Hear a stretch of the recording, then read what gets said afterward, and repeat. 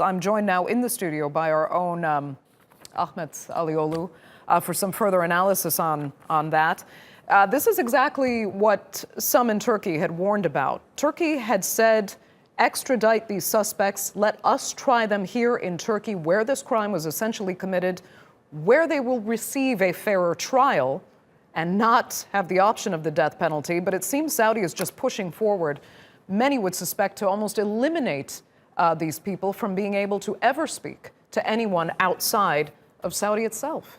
It is a major problem. Everybody was worried about this. Last decision was taken to kill like 5 people, including the head of the hit squad, so nobody would know who gave the order. Interestingly, Andrea, the chief prosecutor of Saudi Arabia said that the head of the squad team gave the order to kill Jamal Khashoggi, and Qahtani, the senior advisor of MBS, the Crown Prince, who was dispatched or who was a kind of appointed to deal with all the dissidents abroad and bring them back, ordered them to go and bring Khashoggi back peacefully. And now we're seeing this. It's only one channel that is broadcasting the let's say, the narrative. And we know for sure that this narrative has changed almost 3 or 4 times based on whatever leaks we have in hand. So the more you have any proof leaked by the Turkish media,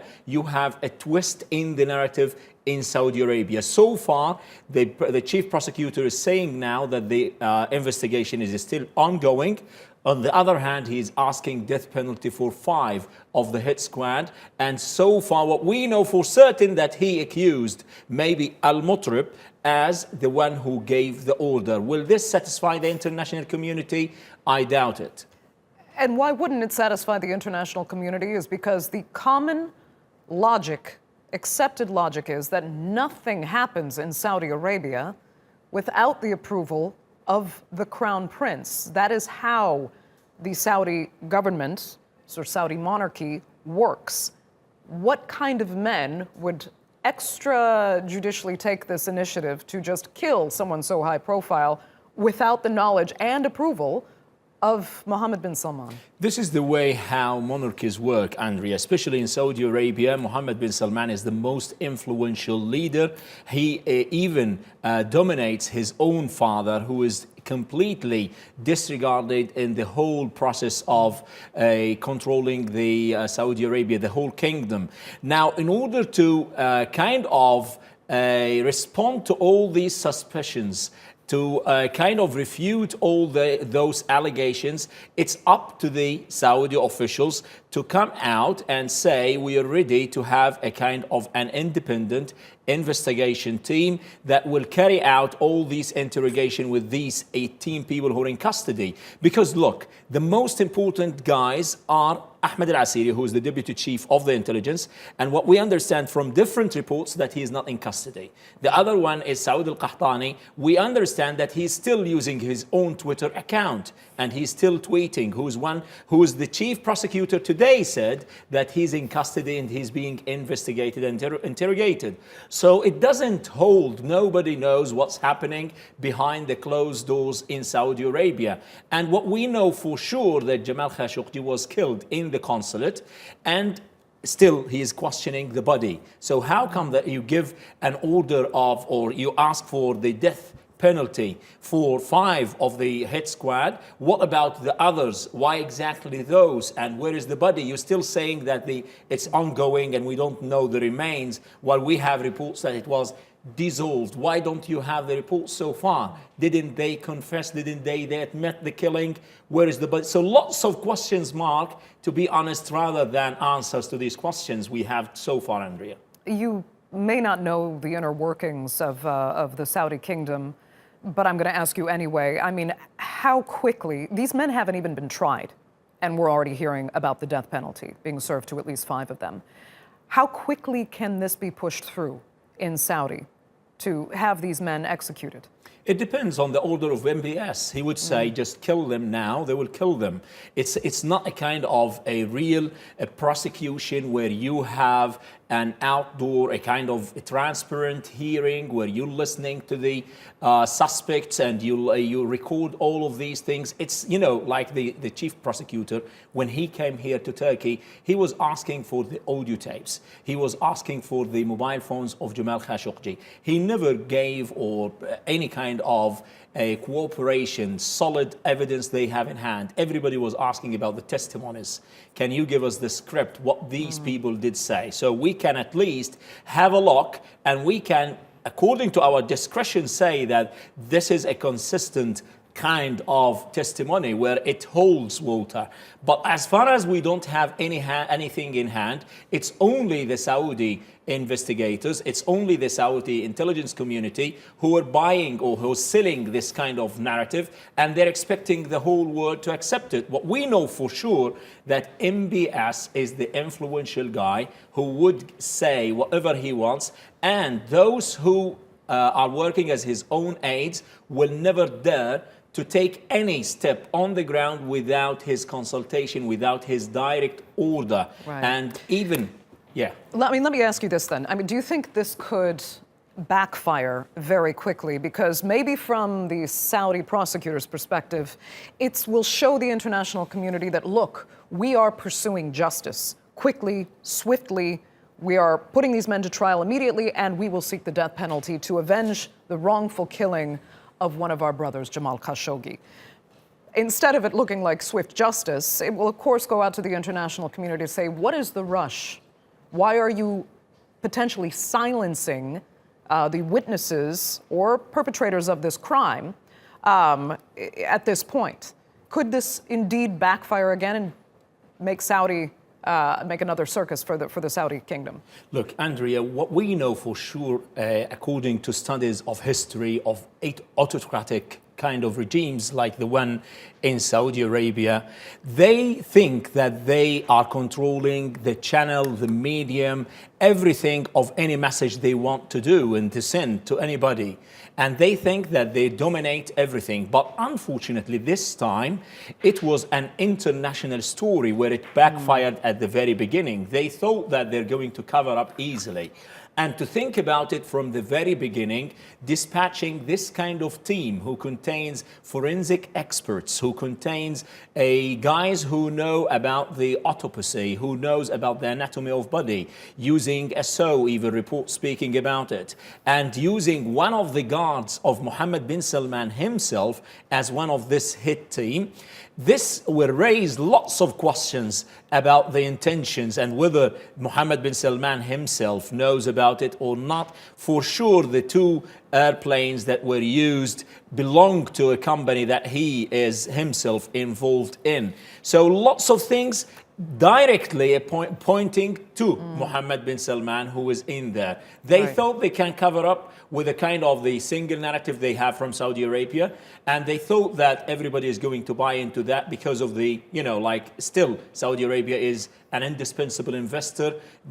Trump is not going to abandon the investment there. Yeah, that's exactly what I was going to ask about, because so much of getting away with this will have to do with the United States either finally drawing the line and saying, you know what, this only could have happened with the knowledge of the Crown Prince, and MBS essentially will have to be accused of this murder directly. Or they can try to find some way, it's getting more and more difficult, to get this swept under the rug so that their ally MBS can stay in power in Saudi and the United States can go on with business as usual. What do you see the United States doing? Do you think they will hold on to this very questionable alliance they have with this man? They do have a kind of very unequivocal relation with Saudi Arabia as a body, as an entity, as a state. And I don't think that they're going to relinquish Mohammed bin Salman and give up the relationship easily. But on the other hand, they're embarrassed with the international pressure, especially with the international media coverage. We've had Turkey, on the other hand, is practicing more pressure by the leaks, by even giving the chance to the international, the intelligence intelligence communities in different countries, including the United States, France, Germany, the UK, and Canada, to get a listen to what they have in hand, the details of the crime. And even Saudi Arabia itself, the intelligence in there, they also listen to the reports having in the hands of the Turkish officials. So with all this kind of pressure, all this kind of leverage that the Turkish officials are trying to put on the Saudis, I don't think that the international community would have or would find it easy to just cover up Mohammed bin Salman and turn the page and move. I still think that it's not easy for them to do so. The recent visit of the British foreign ministers to Saudi Arabia, the recent statements of the French foreign minister also raised some questions about how the West is going to deal with that, because it seems that step by step they're trying to end this issue and to close the case.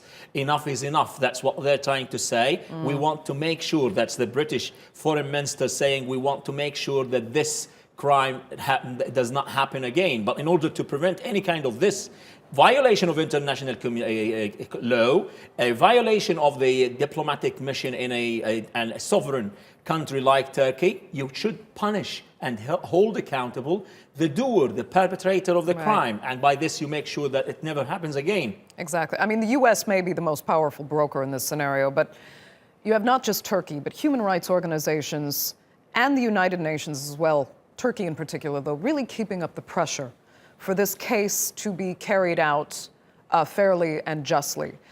So aside from the United States, do you think Saudi would be able to tolerate the pressure coming from various human rights organizations and the UN as well, off the back of saying that they are going to seek the death penalty for 5 men who haven't even been tried? And, you know, we can almost presume that the death penalty will be carried or will be sought for most of the suspects in this case, as Saudi often does when they see treason or any sort of serious crime committed. Will they be able to sustain the pressure of human rights organizations? Because this case is not going to go away. Andrea, look, as far as international media is having the story on front pages, and as far as they're focusing, shedding more light on the story, it's not going to fade away easily. That's one.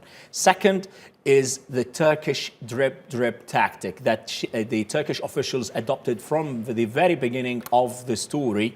That would embarrass Mohammed bin Salman and the officials in Saudi Arabia by changing their narrative again and again. And they don't have the full understanding of what's in the hand of Turkey. And as far as this is ambiguous, this is not known to the officials in Saudi Arabia, I think they're going to continue with this kind of confusion that they cannot come out with a single solid narrative. And on the other hand, you still have lots of measures that they're not expecting to tell you something that I've heard recently, that now some businessmen, I'm not sure of these reports, but they're calling for Saudi Arabia to sell the consulate, and they're going to turn it to a museum. Just think about this. If this happens, if these kind of reports happened, then they want the story to stay alive, even if Saudis are trying to cover it up. I don't think that bin Salman, the crown prince, and the whole system, the royal family, would be steadfast enough to continue reluctant to what the international media is exposing. And that would explain why the return of Ahmed bin Abdulaziz, the prince who has fled to the United Kingdom, he returned back recently. It seems that there are lots of talks and negotiations among the royal family itself. How this is going to come up within any kind of change in the chain of those who control Saudi Arabia remain to be seen, Andrea. Okay. Ahmed, thank you so much for that. We're going to leave it there.